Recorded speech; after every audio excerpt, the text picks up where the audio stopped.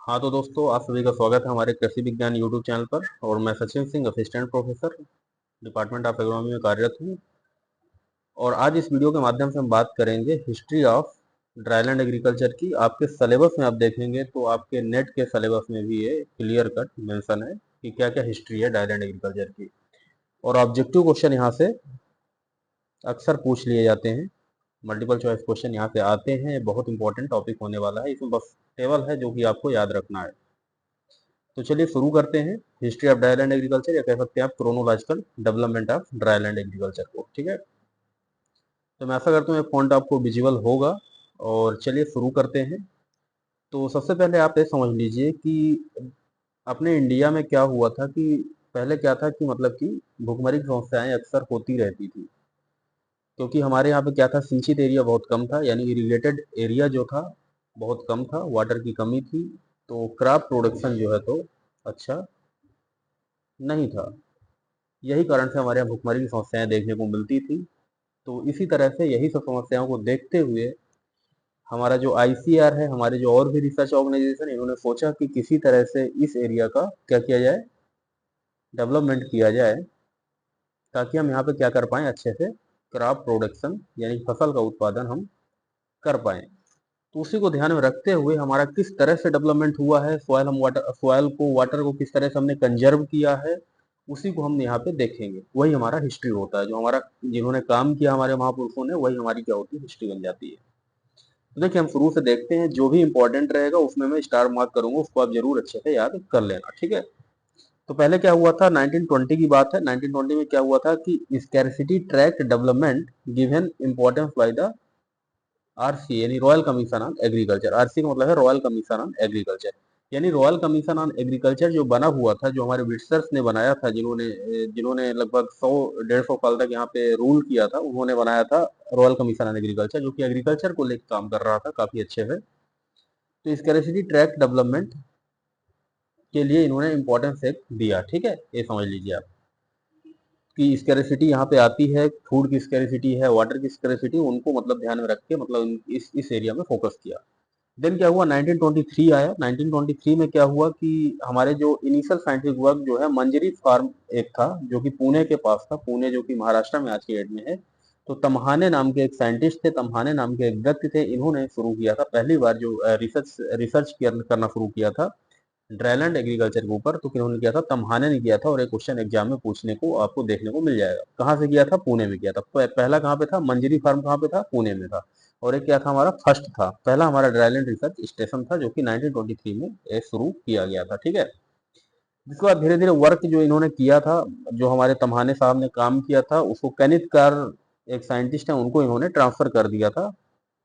और जो कि आईसीआर सपोर्टेड रिसर्च स्कीम चल रही थी, उसके अंतर्गत इन्होंने मतलब कि कह सकते हो कि काम कराना शुरू किया था। ठीक है, लेकिन आईसीआर का तो यहाँ पे 1926 में डेवलपमेंट भी नहीं हुआ था, बना भी नहीं था आईसीआर, तो इसकी कोई बात ही नहीं होती है। आपको सिर्फ इतना याद रखना है, यहाँ पे 1923 में कनितकार ने इस काम को मतलब कि ले लिया था।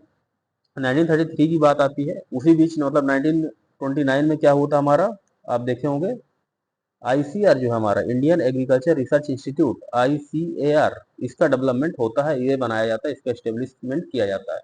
पहले इसका नाम था imperial council of agriculture research, और अभी इसका नाम जो 1946 में चेंज करके कर दिया गया था, Indian council of agriculture research. ठीक है, तो इसको आपको याद रखना, 1923 में बना था। और ये भी जो बना था, किसके रिकमेंडेशन में बना था, रॉयल कमीशन ऑन एग्रीकल्चर के रिकमेंडेशन में ही बना था। 1926 में इन्होंने रिकमेंड किया था। 1933 की बात कर लेते हैं अब। तो research station establish at Solapur और बीजापुर। सोलापुर और बीजापुर नाम की जगह थी, और सोलापुर और बीजापुर में भी 1933 में कुछ ड्राईलैंड से रिलेटेड रिसर्च स्टेशन डेवलप कर दिए गए थे। 1934 की बात करते हैं तो एक हैगेरी और रायचूर नाम की जगह है, यहाँ पे भी इन्होंने रिसर्च सेंटर क्या किया, डेवलपमेंट कर दिया था। 1935 में बात करें तो रोहतक में किया था रिसर्च स्टेशन, बनाया था ड्राईलैंड से रिलेटेड, पंजाब में जो कि था उस टाइम पे, अभी इस समय पे कहाँ है, हरियाणा में। तो इसको आपको याद रखना पड़ेगा। 1942 की बात करें तो क्या होता है, बॉम्बे लैंड डेवलपमेंट एक्ट पास हुआ था। क्या पास हुआ था, बॉम्बे लैंड डेवलपमेंट एक्ट का पास हुआ था 1942 में। ठीक है, जो ज्यादा इंपॉर्टेंट है आपको बता दूंगा मैं, यहाँ पे सबसे ज्यादा इंपॉर्टेंट है 1923 और फिर 1926, और यहाँ पे आईसीआर से रिलेटेड क्वेश्चन पूछा जाता है कि 1929 में आईसीआर डेवलप हो का एस्टेब्लिशमेंट हुआ। देन अब अगला है हमारा मोनोग्राफ ऑन ड्राईलैंड फार्मिंग या ड्राई फार्मिंग, एक बुक है, क्या है, किताब है। और इस किताब को किन्होंने लिखा है, इस किताब को लिखा है एनवी कनितकार नाम के साइंटिस्ट हैं, या कि ये व्यक्ति जो यहाँ पे इस काम को कर रहे थे, ट्रायल एंड से रिलेटेड काम को, तो इन्होंने किया था। और इन्होंने 1944 के आसपास इन्होंने मतलब कि ये काम किया, ठीक है, monograph on dry land farming. Then आगे बढ़ते हैं हम, तो 1953 में आते हैं। 1953 में क्या हुआ कि सेंट्रल सॉइल कंजर्वेशन बोर्ड की स्थापना हुई। सेंट्रल सॉइल कंजर्वेशन बोर्ड बनाया गया, कब बनाया गया, 1953 में। और 1954 की बात करें, 1954 की बात करेगा, तो establishment of 8 soil conservation research centre, 8 जगह पे, मतलब इंडिया के 8 जगह पे सॉइल कंजर्वेशन के सेंटर्स जो बनाए गए थे 1954 में बनाए गए थे, ठीक है। इसको 1955 की बात कर लेते हैं, तो उन्होंने ड्राईलैंड फार्मिंग डेमोन्स्ट्रेशन सेंटर बनाए थे, हमारे लिए इंपॉर्टेंट नहीं है उतना। 1960 की बात करते हैं, तो far duration cultivars recognised for the dryland suitability के लिए, मतलब उस टाइम पर 1960s की बात कर रहे हैं, मतलब जब हमारा क्या आ रहा था, ग्रीन रिवोल्यूशन की बात चल रही थी, ग्रीन रेवोल्यूशन, हरित क्रांति जब यहाँ पे इंडिया में आ रहा था। तो हरित क्रांति जब आ रहा था इंडिया में, मतलब ग्रीन रेवोल्यूशन आ रहा था, 1966 के आसपास की बात है। तो उसी टाइम आपको पता होगा कि व्हीट की और राइस की जो है हमारी शॉर्ट ड्यूरेशन और डॉर्फ वैरायटीज जो है इंडिया में डेवलप होना शुरू हुई थी। फिर 19 मिड 60s की बात करते हैं, तो high yielding varieties and hybrid promotion in dry land area. High yielding variety जो कि ग्रीन रेवोल्यूशन से रिलेटेड है कहीं ना कहीं, तो हाई यील्डिंग वैरायटी भी 19 मिड 16 मतलब कि लगभग 1960-65 के आसपास, 65 से 66 के आसपास, जब ग्रीन रेवोल्यूशन आया था। ग्रीन रेवोल्यूशन कब आया था, 1965-66, याद रखिएगा ये डाटा, ठीक है। उसी टाइम पे 1960 में जो है हाई यील्डिंग वैरायटीज जो है डेवलप की गई। 1970 की बात करते हैं, सबसे इंपॉर्टेंट मैटर हमारे लिए बनता है 1970 वाला, all India coordinated research project on dryland agriculture जो है लॉन्च किया गया, और 23 रिसर्च सेंटर्स इसके अंतर्गत वो किए गए थे, ठीक है। देन 1972 की बात कर लेते हैं हम, तो 1972 में हमारा एक बहुत इंपॉर्टेंट रिसर्च इंस्टीट्यूट है, जो कि आपको पता होगा अभी मतलब स्टेब्लिश कर दिया गया था, इक्रीसेट। इक्रीसेट कहाँ पे है, हैदराबाद में। तो यहाँ पे क्वेश्चन जरूर पूछा जाता है इक्रीसेट से, और यहीं से ही broad bed and furrow method निकली थी। ये किसके ऊपर काम करता है, 5 पल्स के ऊपर काम करता है। आप पल्स के नाम हमें कमेंट सेक्शन में बताएंगे, ठीक है। तो इक्रीसेट जो होता है दोस्तों, इसका फुल फॉर्म आपको पता होना चाहिए, क्योंकि एक इंटरनेशनल रिसर्च इंस्टीट्यूट है, international crop research institute for semi arid tropic, याद रखना इसको, international international crop research institute for semi arid tropic, इसका फुल फॉर्म भी पूछा जाता है, ठीक है। तो इसको आप याद रखेंगे, कब स्टेब्लिश हुआ था, 1972 में स्टेब्लिश हुआ था। 1966 76 की बात कर लेते हैं, तो dryland operational research project start हुआ था। हमारे लिए उतना इंपॉर्टेंट तो नहीं है, इसको अदे वाला इंपॉर्टेंट है हमारे लिए। यहाँ पे 1983 में आ जाइए आप, तो 1983 में क्या हुआ था कि 47 मॉडल्स बनाए गए थे, किसके, वाटरशेड के, किसके अंडर पे, आईसीआर के अंडर में।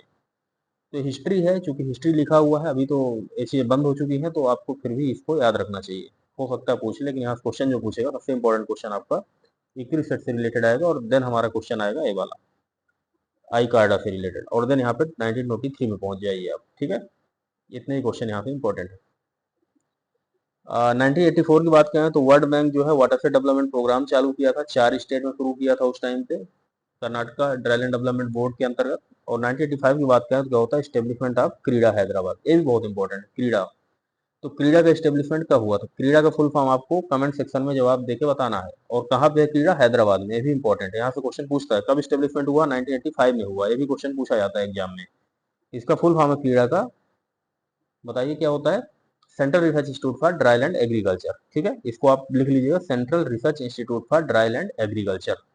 इसका 1986 की बात करें तो क्या हुआ, इस टाइम पे लॉन्च किया गया था NWDPRA, यानी इसका फुल फॉर्म क्या है, national watershed development programme for rainfed area. इसको याद रखना, national watershed development programme for rainfed area, जो कि लॉन्च किया गया था 1986 में, और कितने एरिया में, 15 स्टेट में लॉन्च किया गया था। इस तरह से हमारी ये क्या हो गई, हिस्ट्री ऑफ ड्राईलैंड एग्रीकल्चर हो गई, जो कि हमारे नेट के सिलेबस में क्या है, मेंशन है। कहाँ पे मेंशन है, नेट के सिलेबस में। इससे रिलेटेड क्वेश्चंस जो होंगे आपके MCQ, उसको मैंने आगे मैं यूट्यूब चैनल के माध्यम से ही आपको कवर करा दूंगा। और अगर इसमें कोई इम्प्रूवमेंट की ज़रूरत हो, इसमें कुछ हमें आपको कमी लग रही हो, तो आप हमें कमेंट सेक्शन में ज़रूर बताएंगे। और अगर आपकी कोई क्वेरी हो तो आप कमेंट सेक्शन में हमें पूछ सकते हैं। तो आज के लिए इतना ही काफ़ी है। Thank you so much.